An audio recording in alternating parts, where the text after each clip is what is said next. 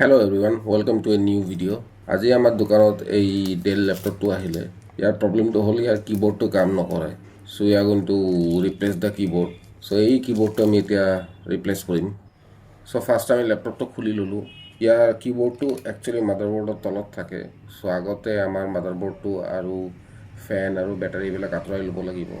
And after that we are going to change the keyboard. তাৰপিছত আমি কিবোৰ্ডটো replace কৰি দিলোঁ।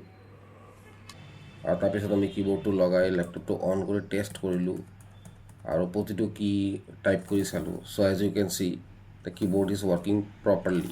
সো আপোনালোকেও যদি কোনোবাই ল্যাপটপ ৰিপেয়াৰ কৰিব বিচাৰে বা কিবোৰ্ড ৰিপ্লেচ কৰিব বিচাৰে তেন্তে হ'লে ভিডিঅ'ত দিয়া নম্বৰটোত আমাক কণ্টেক্ট কৰিব পাৰে। Thank U.